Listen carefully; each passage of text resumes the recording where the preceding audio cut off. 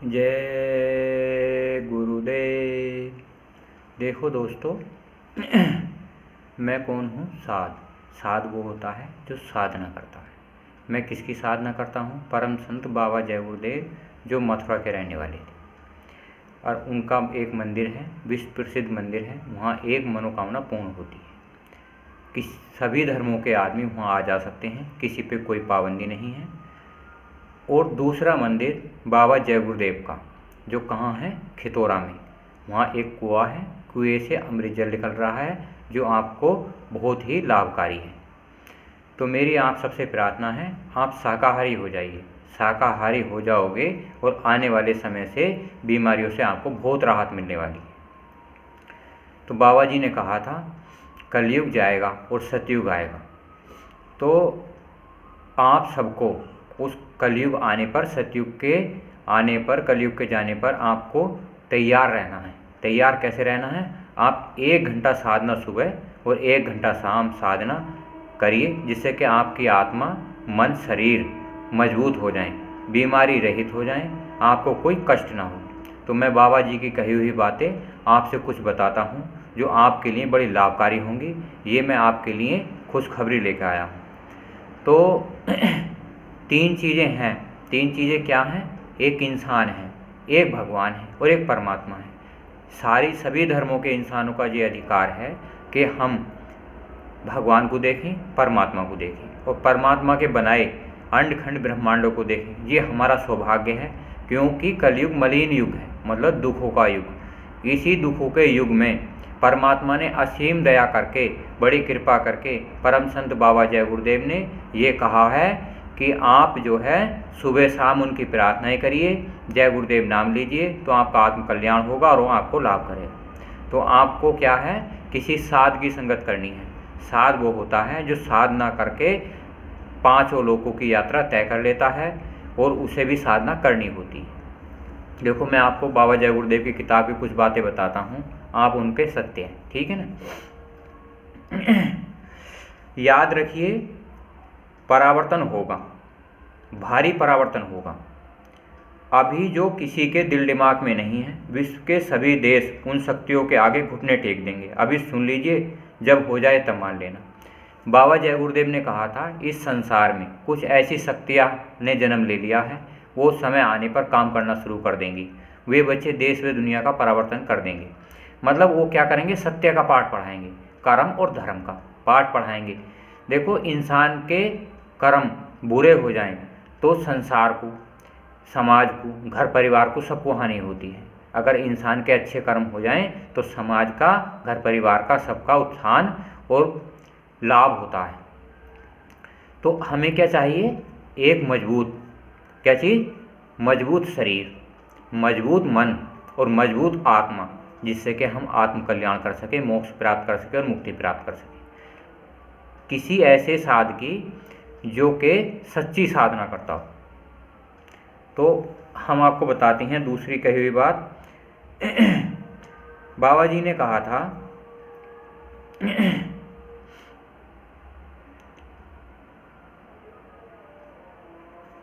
तुमने अगर हमारे स्वामी जी महाराज को भुलाया तो भारी मुसीबत में फंस जाओगे। याद करते रहो, आते जाते रहो, दया दुआ लेते रहो। बाबा जय गुरुदेव के गुरुजी थे, जिनका नाम है पंडित घूरेलाल मिश्रा जी। तो कहाँ के रहने वाले थे? चिरौली के। उनका एक मंदिर मथुरा में बनवाया था बाबा जय गुरुदेव ने। वही वहाँ पे बैठे हुए हैं मंदिर में, वही बरकत देते हैं। आत्माओं का कल्याण करने का एक जरिया भी बनाया है। आप वहाँ से जो मनोकामना चाहेंगे, आत्म कल्याण की मांग लीजिए, मोक्ष की मांग लीजिए, मुक्ति मांग लीजिए, जो चाहो आपको मिल जाएगा। बाबा जी ने कहा था, एक मनोकामना की छूट है। अगर आप साधन भजन मांगेंगे तो आपका साधन भजन पूरा हो जाएगा। आज उस परम पिता परमात्मा की ऐसी इतनी असीम दया है कि आप वहाँ जाइए और लाभ उठाइए।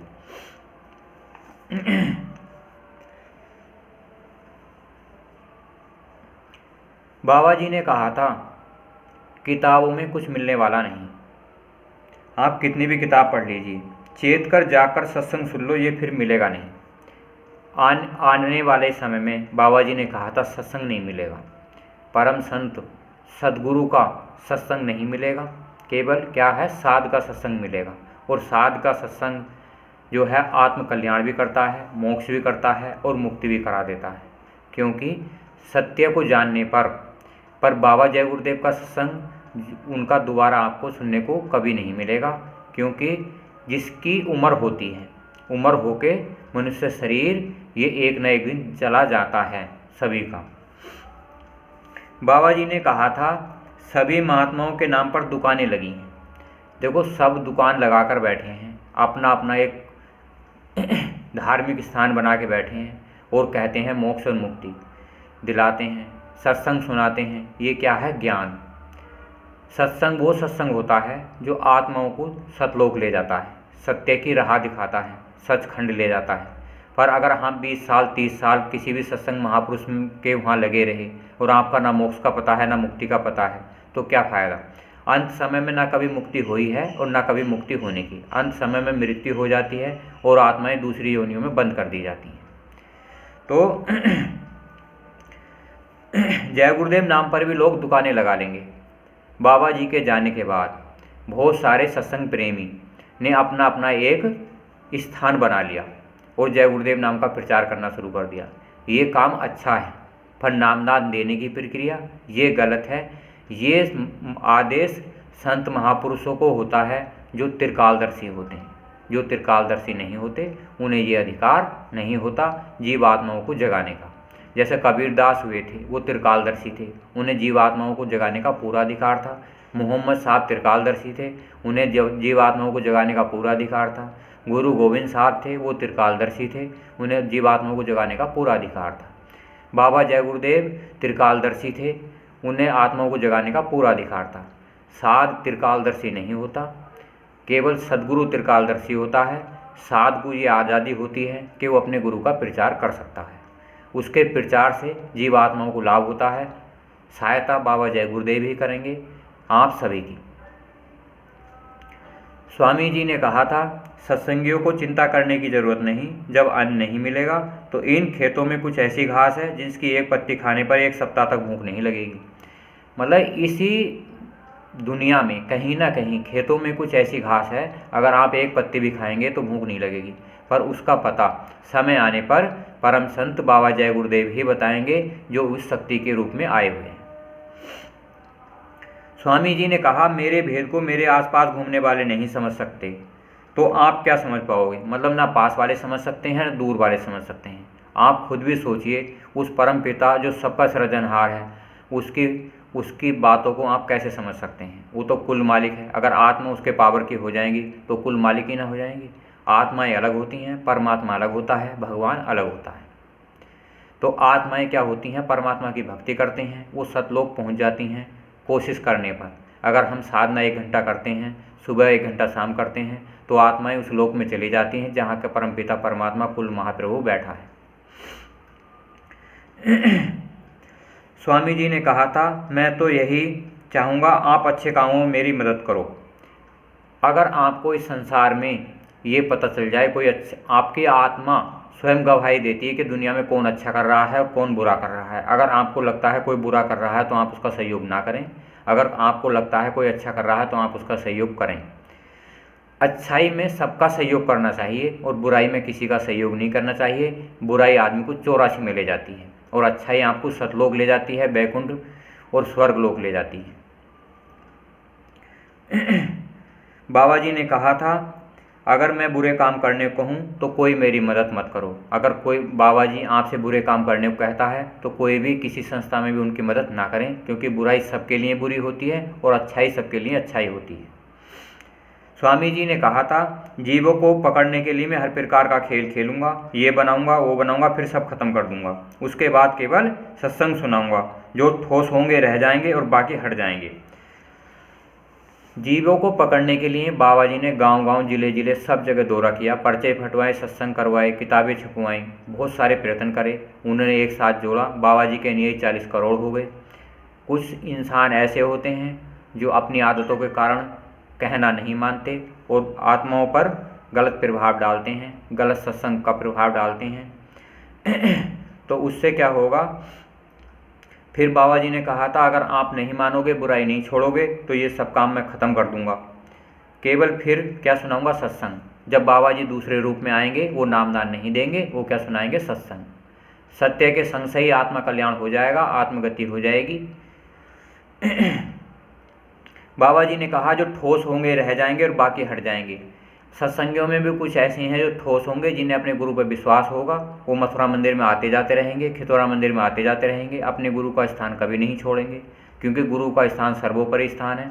आप इतिहास ठा के देख लीजिए, राम का समय था, आज भी अयोध्या पूजती है, कृष्ण का समय था, मथुरा आज भी पूजती है। तो बाबा जय गुरुदेव का मंदिर जब बन गया है तो हमेशा ही पूजता रहेगा, सब जगह की पूजा होती है। बाबा जय गुरुदेव के मंदिर की भी भविष्य में पूजा होगी।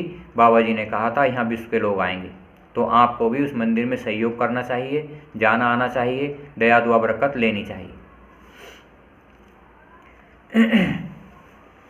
स्वामी जी ने कहा था यह प्रसाद जो मंदिर से मिलता है, बाबा जी देते थे, ये दवा से भी ज़्यादा काम कर जाएगा, क्योंकि प्रसाद मंदिर के देवता का होता है, उसके यहाँ बरकत है। मंदिर में माथा टेक कर जो भी मनोकामना मांगोगे पूरी हो जाएगी। मंदिर से भंडारे पर प्रसाद मिलता है, हर भंडारे पे मिलता है। 4 भंडारे होते हैं, अगन शुद्धि दशमी का होता है, होली का होता है, गुरु पूर्णिमा का होता है, और 18 महीने का होता है जो गुरु महाराज की बरसी थी। चारों प्रोग्रामों में आप जा सकते हैं, भाग ले सकते हैं। वहाँ श्रद्धा भाव से अपने मन से जो चढ़ाएंगे वो आपके लिए लाभकारी होगा। घर से बाहर जाओ तो थोड़ा प्रसाद साथ रख लो, मतलब आप घर से बाहर जाओ, जो मथुरा मंदिर का प्रसाद है थोड़ा साथ रख लो। अगर आप पे कोई मुसीबत आती है तो उसका ग्रहण कर सकते हो, वो लाभ करेगा। ध्यान प्रसाद जो होता है वो ध्यान भजन में भी काम करता है। यह जगी हुई आत्माओं का होता है, यह उन आत्माओं का होता है जो भगवान को प्राप्त कर लेती हैं, परमात्मा को प्राप्त कर लेती हैं। यह ऊपर से लाया जाता है, यहाँ का नहीं होता, मतलब ऊपर से लाया जाता है। जो आत्मा परमात्मा के घर चली जाती हैं उन्हें वो दुआ दया बरकत प्रसाद में दे दी जाती है। जो यहाँ के इंसान हैं, मानव हैं, मनुष्य हैं, उनके वो काम आता है। बाबा जी ने कहा था तुम अमेरिका में चले जाओ या दुनिया के किसी कोने में चले जाओ, मैं तुम्हें बराबर देखता रहता हूँ। महात्मा उस पर्दे को जाहिर नहीं करते, यदि कह दें तो तुम भाग कर चले जाओगे और वापस नहीं आओगे। मतलब बाबा जी हमारे अच्छे बुरे कर्म सब समझते थे। बाबा जी ने हमारी कोई अवहेलना नहीं की, तिरस्कार नहीं किया। बाबा जी ने हमें धीरे धीरे कर्म कटवा कर उस परमार्थ के रास्ते पर लगाया। आज बाबा जय गुरुदेव के अनुयायियों की संख्या 40-45 करोड़ है और सभी अच्छा काम कर रहे हैं और करना भी चाहिए। मानव समाज का उत्थान करने का सबका ही अधिकार है। स्वामी जी ने कहा सत्संग का बाजार एक ऐसा बाजार है जिसमें लोहा लक्कड़ से लेकर हीरे जवाहरात तक मिलते हैं। अब तुम अपने को देखो किसके ग्राहक हो।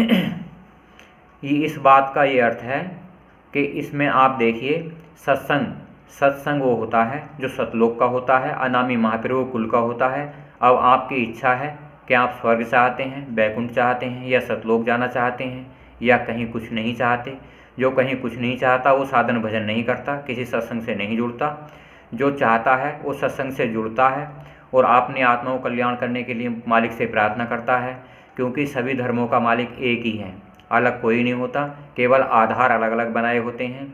वो मालिक पूजा करवाने वाला भी एक ही अनामी आता है। कुल महाप्रभु इंसानी रूप में आता है, क्योंकि इंसान मनुष्य भगवान ने, परमात्मा ने अपनी शकल पर बनाया है। जो अच्छा करेगा वो अच्छों के लिए भगवान अच्छा होता है, और जो बुरा करते हैं उनके लिए भगवान बुरा होता है। वो एक ही सरजहान है, एक ही कुल मालिक है। तो आपसे मेरी प्रार्थनाएं हैं, आप अच्छे कामों में सहयोग करिए। परम संत बाबा जय गुरुदेव ने कहा था यह युग कलयुग जाएगा और सतयुग आएगा तो आपका कचुमन निकल जाएगा। अरे हमारी शरीर की हानि ना हो, मन की हानि ना हो और आत्मा की हानि ना हो, तो हमें क्या चाहिए? एक आधार साधना करने का है। कलयुग में परमात्मा को, भगवान को पाना आसान है। आप बाबा जी की प्रार्थनाएं करिए, उनसे लाभ लीजिए। जय गुरुदेव।